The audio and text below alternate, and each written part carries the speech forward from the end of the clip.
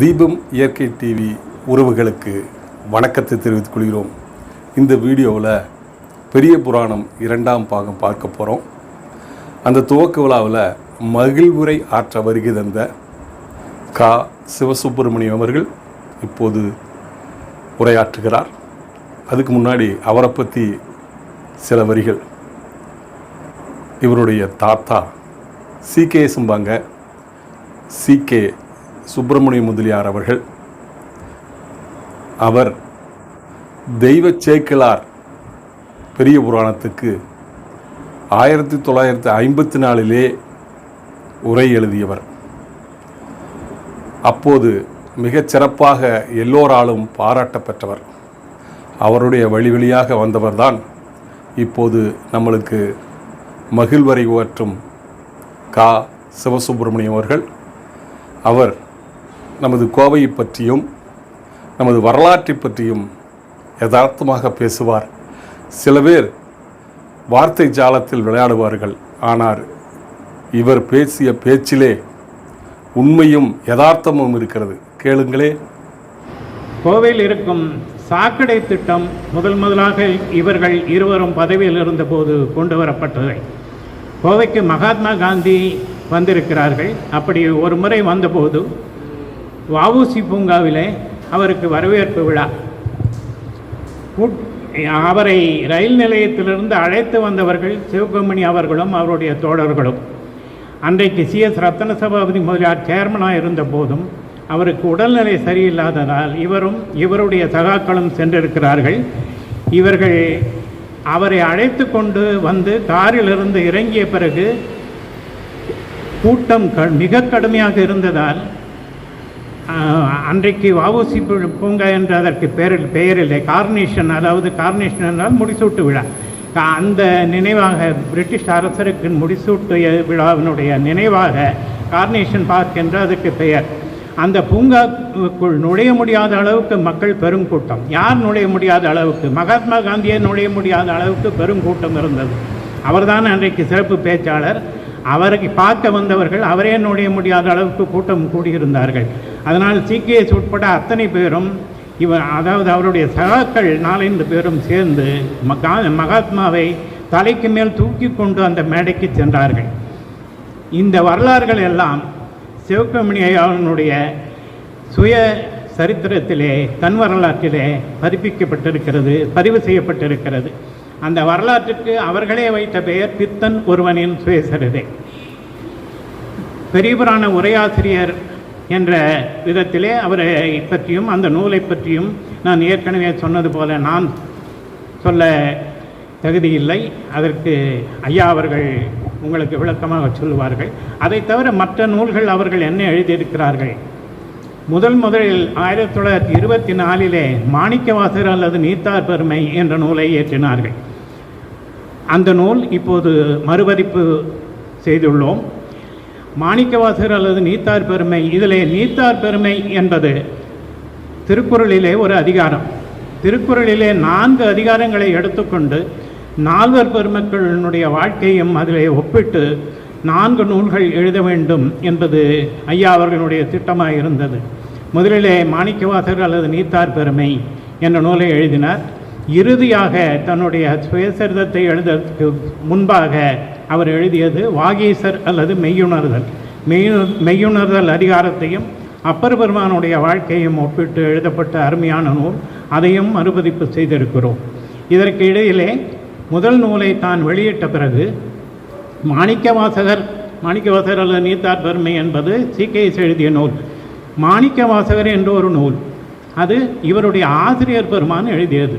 அந்த நூலை எழுதி வெளியிட வசதி இல்லாமல் அவர் வைத்திருந்த காலத்திலே மாணவராக்கிய சி.கே.எஸ். அவர்கள் அப்போதுதான் மாணவ பருவத்தை முடித்துவிட்டு கோவை வந்தவர். அவருக்கு தமிழ்நாடு அளவிலே சிறந்த மாணவர் என்பதற்காக பரிசு அரசு பணமாகவும் வெள்ளி மெடலாகவும் பரிசு கொடுத்தது. அந்த வெள்ளி மெடலை கோவையில் திருப்பேரூரில் அம்மனுக்கு சாத்திவிட்டு அந்த பணத்தை கொண்டு தன்னுடைய ஆசிரியனுடைய நூலை பதிப்பித்தார். அந்த நூலையும் இப்போது நாங்கள் மறுபதிப்பு செய்திருக்கிறோம். அதே போல் அவர் 1934 அன்றைய மதராஸ் பல்கலைக்கழகம், சென்னை பல்கலைக்கழகத்திலே 3 நாட்கள் அழைக்கப்பட்டு சிறப்பு சொற்பொழிவாற்றினார்கள்.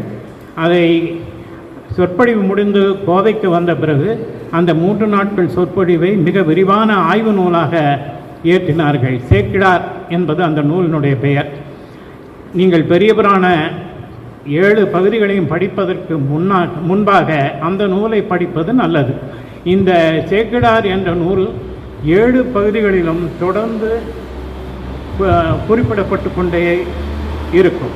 அதனால் நீங்கள் சேக்கிழார் என்ற நூலிலிருந்தே ஆரம்பிக்கலாம். அந்த நூல் இப்பொழுது மறுபதிப்பு தொடர்ந்து செய்யப்பட்டு இப்பொழுது கிடைக்கிறது.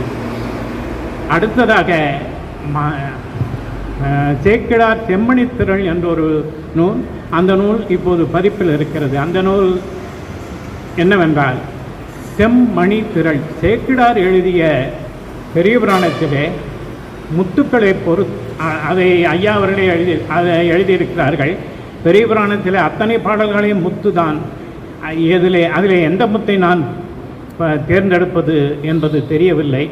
இருப்பினும் என்னுடைய நண்பர்கள் ஷேக்ஸ்பியர், பேர்ல்ஸ் ஆஃப் ஷேக்ஸ்பியர் என்ற நூலைப் போல சேக்கிழார் பெருமானுக்கு நீங்கள் ஒரு நூல் எழுத வேண்டும் என்று கேட்டுக்கொண்டதினாலே ஒவ்வொரு நாயனார் புராணத்திலிருந்தும் ஓரிரு பாடல்களை எடுத்து அதற்கு சிறிய அளவிலே விளக்கம் கொடுத்து சேக்கிழார் செம்மணித்திரள் என்ற நூலை இயற்றினார். சுமார் 500 பக்கம் உள்ள அந்த நூல் மறுபதிப்பு, அந்த நூல் இப்பொழுது அச்சில் இருக்கிறது.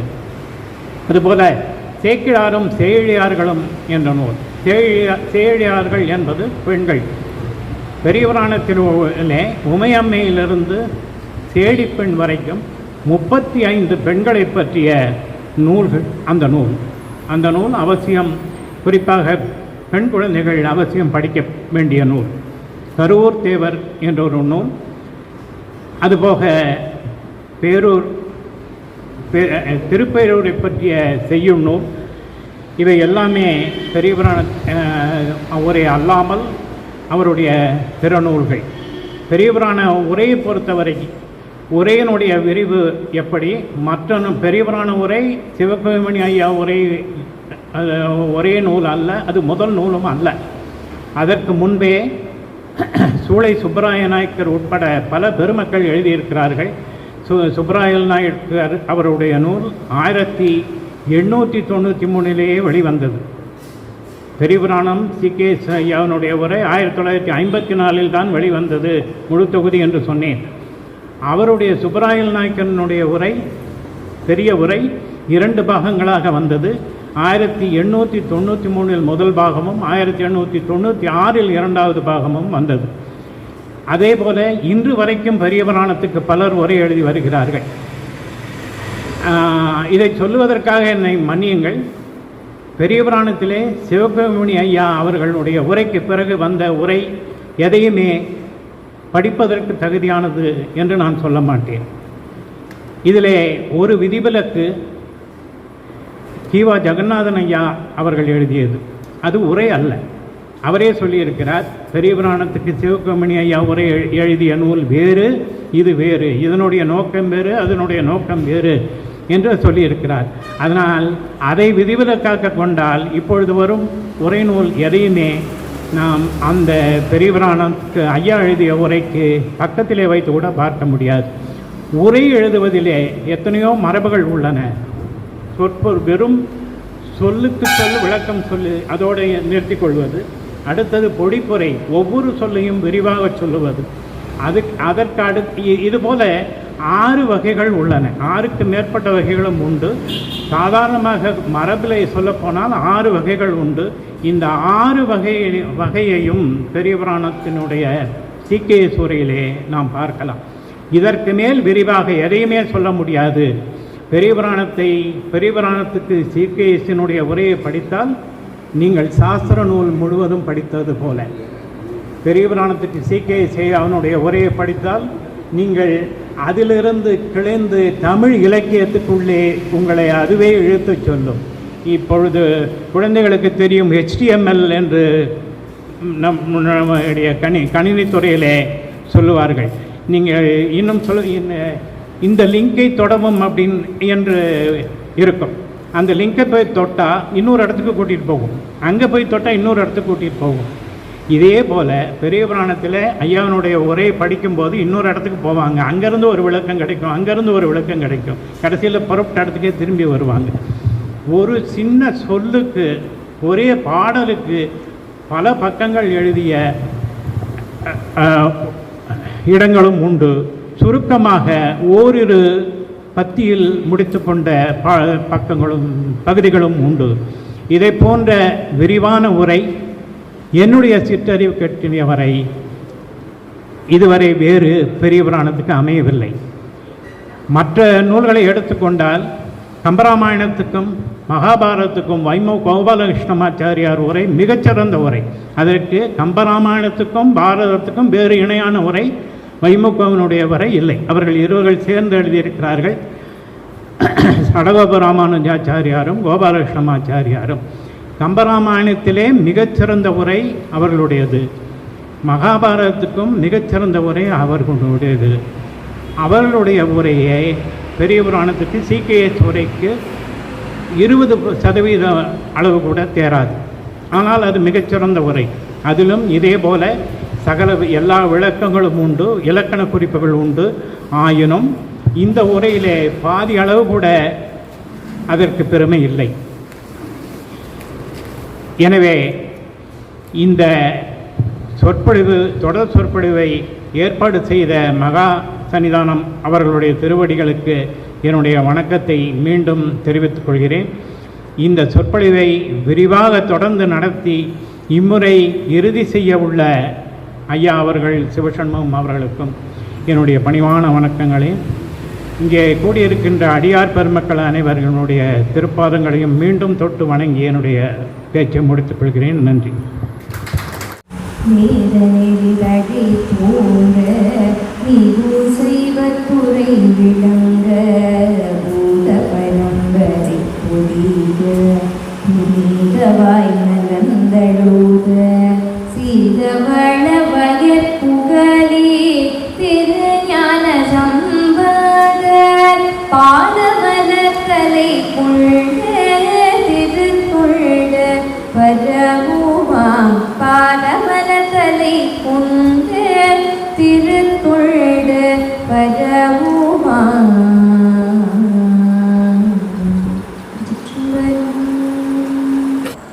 அடுத்து பெரிய புராணத்திற்கு விளக்க உரை தருகிறார் சிவசண்முகம் அவர்கள்.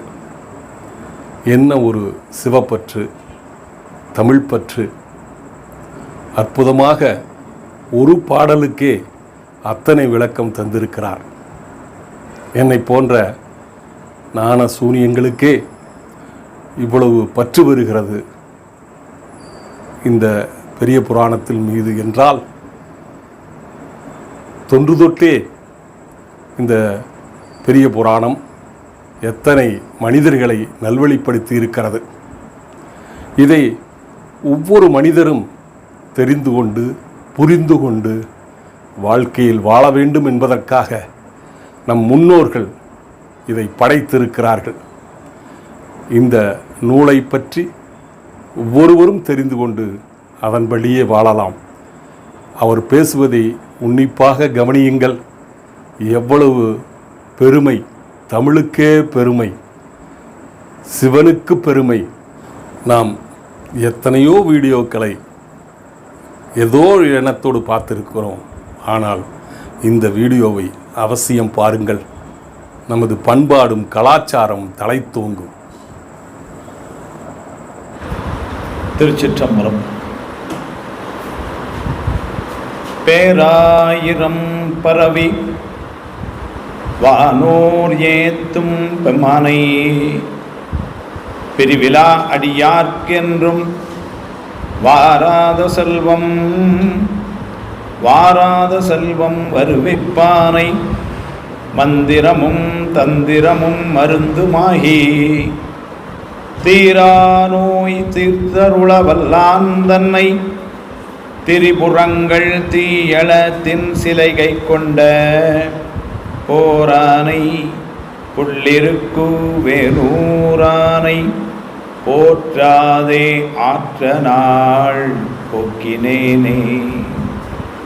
கருணை பொழிதிருமுகத்தில் திருநேற்றுதலும் கண்டாரை வசப்படுத்த கனிந்த வாயழகும் பெருமை தரு துறவோடு பொறையுளத்தில் பொறுத்தே பிஞகனார் மலர்த்தாள்கள் பிரியாத மனமும் மறுவினர்கள் அகலாத ஞானமே வடிவாம் வளர்துரை செய் சிவஞான மாமுனிவன் மலர்த்தாள் ஒரு பொழுதும் நீங்காமல் எமது உளத்தில் சிரத்தில் ஓதிடும் நாவினில் என்றும் உண்ணி வைத்தே உரைப்பாம்.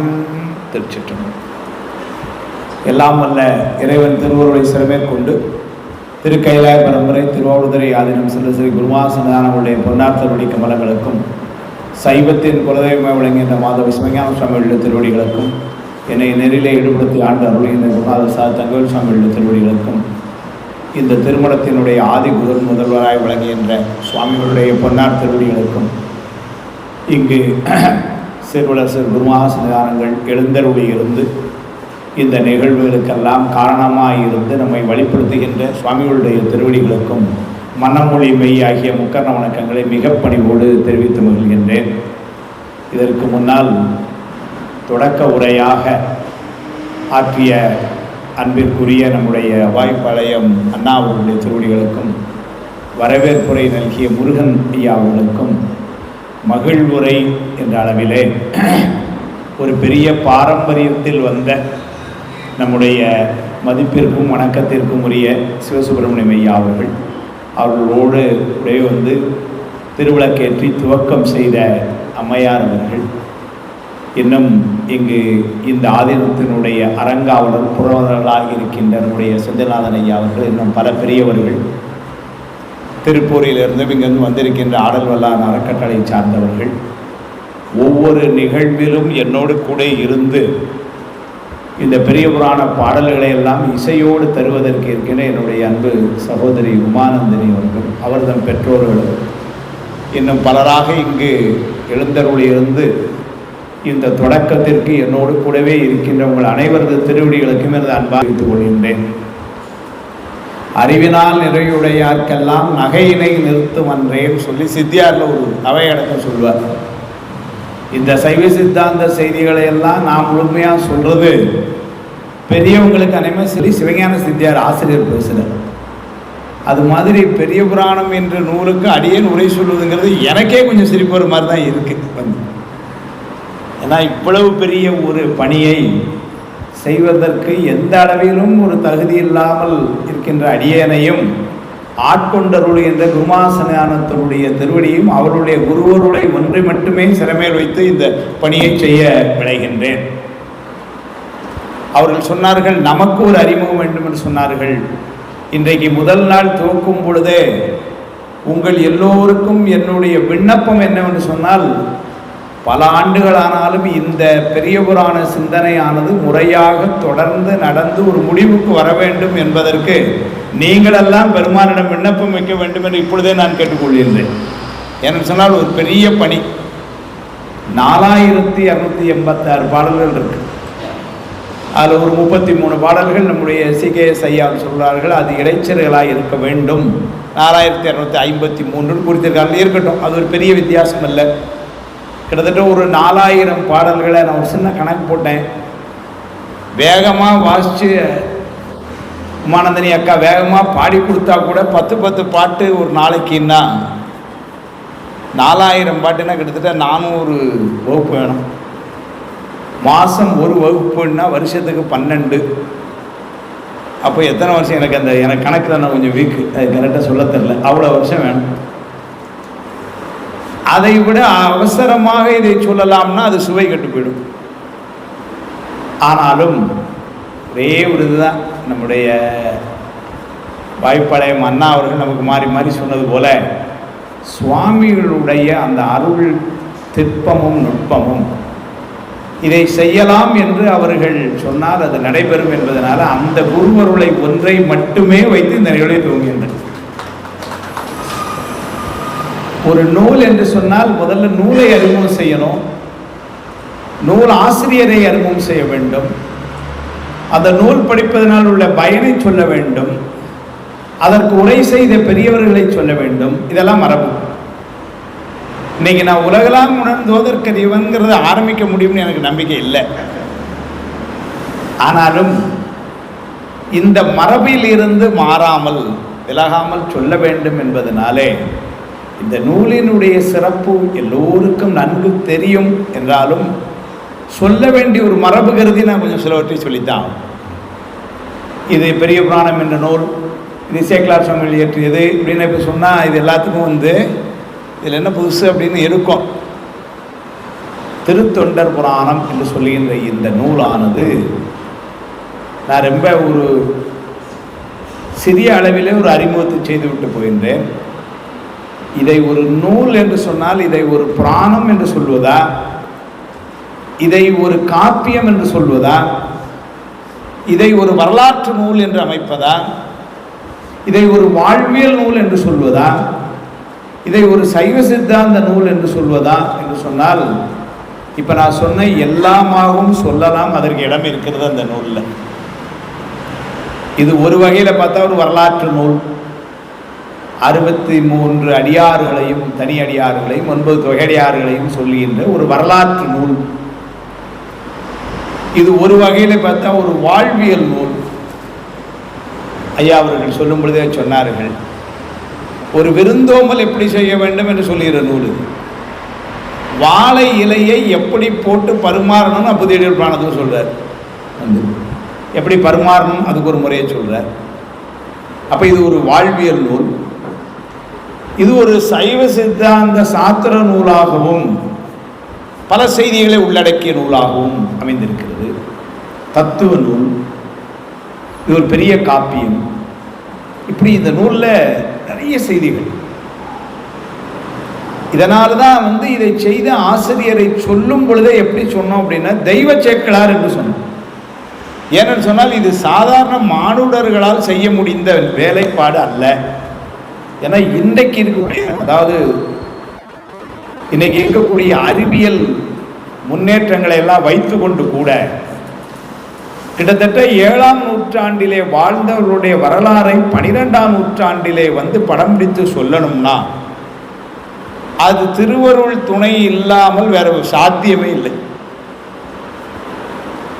500 ஆண்டுகளுக்கு பின்னால ஞானசம்பந்தருடைய வரலாறு 1000 பாடல்களுக்கு மேல பாடணும்னா ஞானசம்பந்தருடைய வரலாறுல நடந்த நிகழ்வுகள் எல்லாம் அந்த நிகழ்ச்சியாக இப்ப பண்றாங்களே வீடியோ மட்டுமல்ல, அவர் என்ன பேசினார்னு ஆடியோவையும் சேர்த்து பதிவு பண்றாரு. அது எல்லாருடைய புராணத்திலையும் அப்பர் சுவாமிகளுக்கு அப்போதைய அடிகளுக்கு நடந்த சம்பாஷணை என்ன அது இப்ப வருது செய்தி. அங்க ஞானசம்பந்தர் எங்க பார்த்து அழுதார் செய்தி வருது, என்ன சொல்லி அழுதார் செய்தி வருது. இப்படி இந்த செய்திகள் எல்லாம் கிட்டத்தட்ட ஒரு 500 ஆண்டுகளுக்கு பின் ஒருவரால் செய்ய முடியும்னா அது சிவபெருமான் சேக்கிழாருடைய திருநாக்கிலே இருந்து தந்தது. அவ்வளவுதான் சொல்லணும், அப்படிதான் எடுத்துக்கணும். இந்த நூலுக்கே உள்ள பல சிறப்புகள்ல மரபு கருதி ஒன்னாவது சொல்லணும் என்று தூங்குறதுக்காக வரலாறு என்று சொல்லும் பொழுது வாழ்க்கையிலே பல நிகழ்வுகளை பேசுகின்ற நூலாகத்தான் இருக்கும். அப்ப நிகழ்வுகள் வாழ்க்கையில ஒருத்தருடைய நிகழ்வுன்னா அவர் பிறந்தாரு, இருந்தாரு, படிச்சாரு, வாழ்ந்தாரு. சில இடங்கள்ல சில துன்பங்களையும் சந்திச்சிருப்பார். ஒருத்தருடைய வாழ்வுன்னு பேசினா நாயன்மாருடைய வாழ்வு நம்ம உலகியல் பார்வையில பார்த்தா அங்கேயும் சில அமைப்புகள்லாம் இருந்தது. அந்த மாதிரியான ஒரு அமங்கலமான சூழ்நிலையை கூட ஒரு மங்களமான சொல்லிலேயே சொல்லக்கூடிய பெருந்தகை சேக்கிழார் சுவாமி. வேற எந்த புராணம் எந்த நூல்கள்லையும் இப்படி இல்லை. நீங்க இப்ப ஐயா சொன்னாங்க தி பேர்ல்ஸ் ஆஃப் ஷேக்ஸ்பியர் அப்படின்னு சொன்னாங்க. ஜூலியஸ் சீசர்ல மார்க் ஆண்டனியோட ஸ்பீச் ஆங்கில பேராசிரியர்லாம் இருக்கிறார். கடைசியில் ஒன்று எப்படி முடிப்பான்னா ஜூலியஸ் சீசர் இருக்கிற அந்த சவப்பெட்டியில என்னுடைய நெஞ்சு இருக்குன்னு ஒன்று முடிச்சான். My heart is in coffin there with சீசருங்கிறான். ஏன்னா உண்மை அது அப்படிதான் சொன்னான், அவ்வளவுதான். ஆனா இங்க நீங்க பார்த்தீங்கன்னா புகழனார் காலமானார். திருநாவுக்கரசனுடைய தந்தையார். இந்த கால வழக்கம் அம்மாவும் உடனே உயிரை விட்டான். இப்போ உள்ள காலமாக இருந்தால் சதின்னு இருப்பான், உடன்கட்டைன்னு இருப்பான், என்னத்தையோ எழுதியிருப்பான். அவர் எழுதுகிறார், சுவாமி எழுதுகிறார், சேகலா சுவாமி, கற்புடைய மாதினியார் தான் கணவனார் உடன் சென்றார்னு. இங்கேருந்து கிளம்பி திருப்பூருக்கு போகிற மாதிரி, பஸ்ஸில் கூட போகிற மாதிரி போயிட்டாங்கன்ட்டு. கற்புடைய மாதினியார் தான் கணவனார் உடன் சென்றார். அக்காவுக்கு நிச்சயிக்கப்பட்டிருந்த கணவனார் கலிப்பகையார் போரில் உயிரை விட்டார். போரில் உயிர் விட்டார்னா எப்படி இருந்திருக்கும்? குத்திட்டான், வெட்டிட்டான், இப்படி தான் நடந்திருக்கும். போரில் பிறகு என்ன எதுவுமே சொல்ல, உயிர் கொடுத்து. ஏன்னா போரில் உயிரை கொடுத்தா அது ஒரு பெருமை, நாட்டுக்கு பெருமை. அதனால் என்ன சேகலார் சாமிகள் சொல்கிறாருன்னா, போரில் உயிர் கொடுத்தார் புகழ் கொண்டார்ன்றார். முடிஞ்சு போய் செய்தி புரிஞ்சிட்டோம். இதை விட அருமையான ஒரு செய்தி அடுத்தால அந்த வரலாறுலையே, அப்பா உயிரை விட்ட உடனே கூட போன அம்மாவால் வளர்க்கப்பட்ட திலகவதியார் எப்படி இருப்பாங்கன்னா அதே மாதிரி தான் வளர்ந்தாங்க. தாயை போல பிள்ளைன்னு பழமொழி பிடிக்கிறோமே. ஆனாலும் என்ன பண்ணாங்க, தனக்கா நிச்சயிக்கப்பட்டிருந்த கணவன், கல்யாணம் கூட ஆகலை, நிச்சயிக்கப்பட்டிருந்த கணவன் அவர் உயிரை விட்டார்னோடனே இந்த அம்மா உயிரை விட நினைக்கிறாங்க. திலகவதியார் 12 வயசு. உடனே இந்த அம்மா தற்கொலை முயற்சி அது அதெல்லாம் ஒன்றும் சொல்லி உயிரை விட துணிந்தாருன்னா ஒன்றும் சொல்லி என்னம்மா சொல்கிறாருங்க நீங்கள், எந்தையும் எம் அம்மையும் அவருக்கு எனை கொடுக்க இசைந்தார்கள். எங்கள் அம்மா அப்பா முடிவு பண்ணாங்க அவருக்கு கொடுக்கணும். 2 பேரும் ஒருத்தர் பார்த்ததெல்லாம் இல்லை. இந்த வாட்ஸ்அப்பில் ராத்திரி 12 மணி வரை மெசேஜ் போட்டு அதெல்லாம் ஒன்றும் கிடையாது.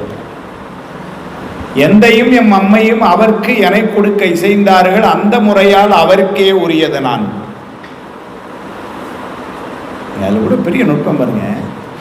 அந்த முறையால் அவருக்கே உரியவர் நான் தான் வந்திருக்கணும் வார்த்தை. அந்த முறையால் அவருக்கே உரியது நான் என்று சொல்லி அங்கதான் சிகேஎஸ் ஐயா வராங்க உள்ள. திருமண பந்தத்தினாலே ஏற்படுகின்ற உறவானது உடல் பற்றியதுன்னு எழுதிட்டு போனாங்க. அதனால உரியது நான், இந்த உடம்பு அவனுக்கு உள்ளது.